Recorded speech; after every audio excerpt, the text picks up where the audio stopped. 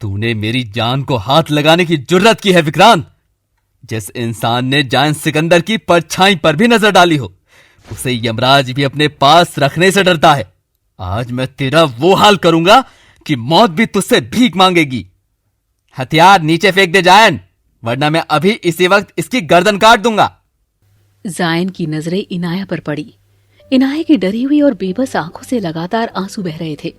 उसने जायन की तरफ देखा और दर्द में सर हिलाया, मानो कह रही हो कि उसकी फिक्र ना करे। जायन ने धीरे से अपनी गन जमीन पर फेंक दी।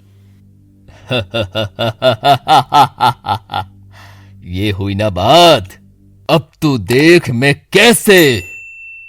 विक्रांत का वाकया पूरा भी नहीं हुआ था कि जायन ने अपनी जैकेट में छिपा हुआ एक छोटा सा खंजर बिजली की रफ्तार से निकाला और सीधा विक्रांत के उस हाथ पर फेंक कर मारा जिसमें उसने चाकू पकड़ा हुआ था।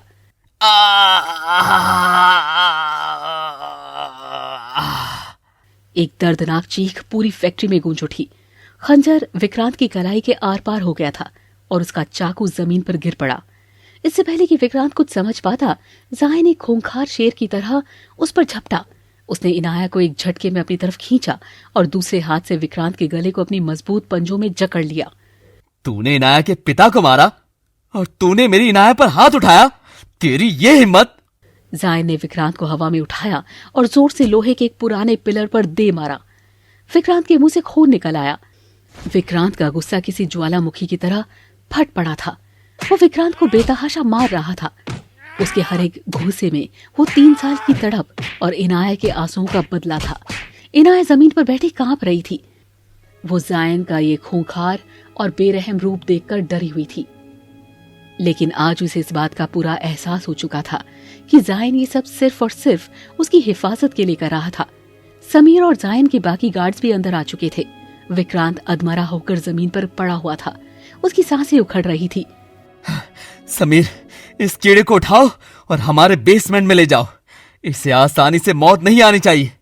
इसे हर दिन उस दर्द का एहसास होना चाहिए जो इसने इनाया और उसके परिवार को दिया है। जी बॉस। समीर के आदमी विक्रांत को घसीटते हुए वहां से ले गए। फैक्ट्री में अब सिर्फ सन्नाटा था और इनाया की सिसकियों की आवाज गूंज रही थी। जायन धीरे धीरे इनाया के पास आया। उसके हाथों पर विक्रांत का खून लगा हुआ था। उसने अपने घुटनों के बल बैठकर इनाया की तरफ देखा। उसकी खौफनाक और लाल आंखों में इनाया को देखते ही एक अजीब सी नरमी और अथाह प्यार उभर रहा था। जायन नरमी से इनाया के चेहरे को छूते हुए बोला, इनाया, तुम ठीक तो हो ना? उसने तुम्हें ज्यादा चोट तो नहीं पहुंचाई? इनाया ने जायन की आंखों में देखा। वो आंखें जो पूरी दुनिया के लिए खौफ का दूसरा नाम थी, आज इनाया के लिए दर्द और फिक्र से छलक रही थी। इनाया से और बर्दाश्त नहीं हुआ और वो झटके से आगे बढ़कर जायन के सीने से लगकर और फूट फूट कर रोने लगी।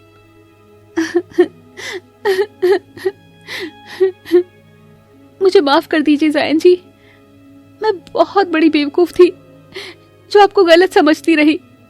आप मुझे इस शैतान से बचाना चाहते थे और मैं आपको ही अपना दुश्मन समझ बैठी। मुझे माफ कर दीजिए प्लीज। जायन के मजबूत हाथ धीरे से इनाया के पीठ पर सहलाने लगे। उसने इनाया को खुद से अलग किया और उसके आंसुओं को अपने अंगूठे से पोंछा। इसमें तुम्हारी कोई गलती नहीं थी इनाया। मेरी दुनिया इतनी काली और खतरनाक है कि कोई भी मुझे देखकर यही सोचेगा। चलो अब घर चलते हैं। जायन ने इनाया को बड़ी ही नजाकत से अपनी बाहों में उठा लिया, ठीक वैसे ही जैसे उसने पहली रात को उसे कीचड़ से उठाया था। लेकिन आज इनाया को उन बाहों में कोई डर नहीं, बल्कि दुनिया की सबसे महफूज जगह का एहसास हो रहा था। इनाया ने अपना सर जायन के कंधे पर टिका दिया और अपनी आंखें मूंद ली। कुछ घंटों बाद सिकंदर हवेली में सुबह की किरणें खिल चुकी थी। इनाया अपने उसी आलीशान कमरे में बेड पर बैठी थी। हवेली के डॉक्टरों ने उसकी चोटों पर मरहम लगा दिया था। तभी दरवाजे पर हल्की सी आहट हुई और जायन अंदर आया। उसने कपड़े बदल लिए थे और आज वो बेहद शांत लग रहा था। उसके हाथ में एक पुरानी डायरी थी। जायन जी, आइए ना। जायन धीरे से आकर बेड के किनारे पर बैठ गया। उसने वो डायरी इनाया के सामने रखी और उसे खोला। डायरी के पन्नों के बीच एक सूखा हुआ गुलाब का फूल और एक तस्वीर रखी थी। इनाया, तुमने उस रात मुझसे पूछा था ना कि मैं तुम्हारे लिए ये सब क्यों कर रहा हूं? हम तो एक दूसरे को जानते तक नहीं। आज मैं तुम्हारे उस सवाल का जवाब देना चाहता हूं। इनाया ने हैरानी से उस तस्वीर को देखा। वो तस्वीर कॉलेज के दिनों की थी, जिसमें इनाया बारिश में एक काले रंग की हुडी पहने लड़के के ऊपर अपना छाता ताने हुए खड़ी थी। ये तो मैं हूँ, सेंट जेवियर्स कॉलेज में, लेकिन ये मेरे साथ।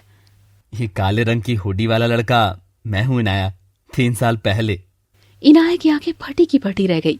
वो अवाक होकर कभी उस तस्वीर को तो कभी जायन के चेहरे को देख रही थी। उन दिनों मैं इस अंडरवर्ल्ड की दुनिया से बहुत दूर था। मैं एक आम लड़का था जो चुपचाप तुम्हें कॉलेज में देखा करता था, तुमसे बेइंतहा प्यार करता था इनाया, लेकिन कभी सामने आकर कहने की हिम्मत ही नहीं जुटा पाया।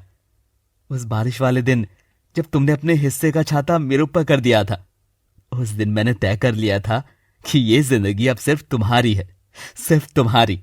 जायन की आवाज भारी हो गई। उसकी आंखों में एक गहरा दर्द उभर आया था। लेकिन फिर मेरी जिंदगी में एक भयानक तूफान आया। विक्रांत ने जायदाद के लिए तुम्हारे पिता का खून कर दिया। मैं उस वक्त इतना ताकतवर नहीं था कि तुम्हारे पिता को बचा पाता। तुम्हारे सौतेले बाप ने तुम्हें तुम्हारे घर से निकाल दिया और तुम अचानक कहीं गायब हो गई।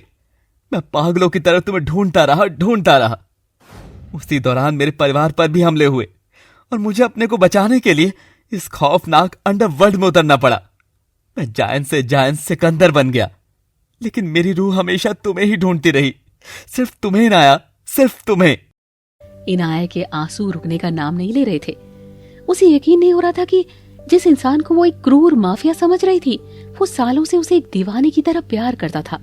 उस रात जब मैंने तुम्हें रेड डॉकयार्ड में गुंडों से घिरा देखा तो मेरी जान निकल गई थी इनाया। मैंने कसम खाई थी कि अब चाहे मुझे पूरी दुनिया से ही क्यों न लड़ना पड़े, मैं तुम्हें किसी भी कीमत पर खुद से दूर नहीं जाने दूंगा। मेरी दुनिया बहुत अंधेरी है इनाया, और तुम ही मेरी वो इकलौती रोशनी हो जिसके सहारे मैं जिंदा हूं। मैं एक माफिया हूं, एक क्रिमिनल हूं, लेकिन सिर्फ उनके लिए जो तुम्हें नुकसान पहुंचाना चाहते हैं। इनाया ने अपने कांपते हुए हाथों से जायन का हाथ थाम लिया। आज उसके दिल में जायन के लिए कोई खौफ नहीं था, सिर्फ एक अथाह प्यार और सम्मान था। मुझे कभी पता ही नहीं चला कि कोई मुझे इतना टूटकर प्यार कर सकता है। जायन जी, आपने मेरे लिए अपना सब कुछ दांव पर लगा दिया। आप माफिया होंगे इस दुनिया के लिए, लेकिन मेरे लिए आप मेरे रक्षक हैं, मेरे भगवान हैं। मैं भी आपसे बहुत प्यार करने लगी हूँ जायन जी।